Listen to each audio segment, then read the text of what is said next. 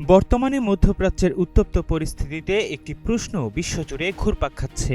ইরানের সর্বোচ্চ নেতা আয়াতুল্লাহ আলী খামেনির অনুপস্থিতি কি দেশটিতে কোনো শাসনতান্ত্রিক ধস নামাতে পারবে?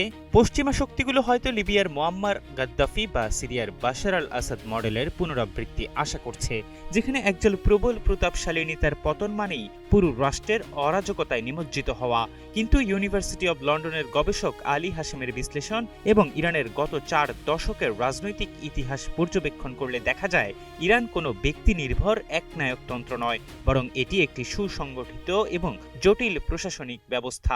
জীবন অবাক না করলে কে করবে? 28% মিল্ক ফ্যাটের অবাক করার সাথে ফ্রেশ মিল্ক পাউডার। জীবন অবাক করুক প্রতিদিন। লিবিয়া বা সাদ্দাম হোসেনের ইরাকে ক্ষমতা ছিল পুরোপুরি একজন ব্যক্তির হাতে। সেখানে প্রতিষ্ঠানের চেয়ে ব্যক্তির ইচ্ছা ছিল বড়। ফলে নেতার পতনের সঙ্গে সঙ্গে ক্ষমতার কেন্দ্রবিন্দু বালির বাঁধের মতো ধসে পড়েছিল। কিন্তু ইরানের ইসলামিক রিপাবলিক এমনভাবে নির্মিত যেখানে ব্যক্তির চেয়ে ব্যবস্থা বেশি শক্তিশালী। ইরানের সংবিধানে নেতৃত্ব শূন্যতা পূরণের একটি নিচ্ছিদ্র রোডম্যাপ রয়েছে।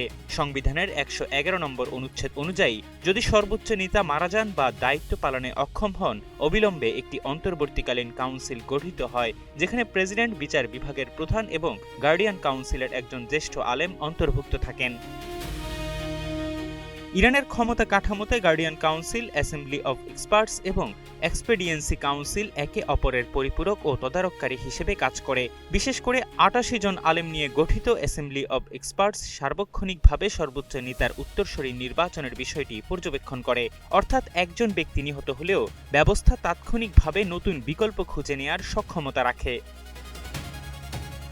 ইরানের প্রতিরক্ষা ব্যবস্থার মূল খুঁটি হল ইসলামিক রেভলিউশনারি গার্ডস কর্পস বা IRGC।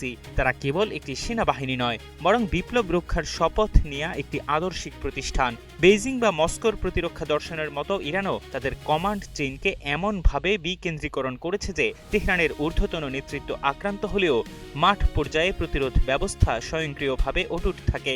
সুতরাং শীর্ষ নেতাদের হত্যা করে ইরানকে ইরাক বা লিবিয়ার কাতারে ফেলা প্রায় অসম্ভব। উল্টো এই উদ্যোগ তেহরানকে আরও শক্তিশালী ও ঐক্যবদ্ধ করে তুলতে পারে।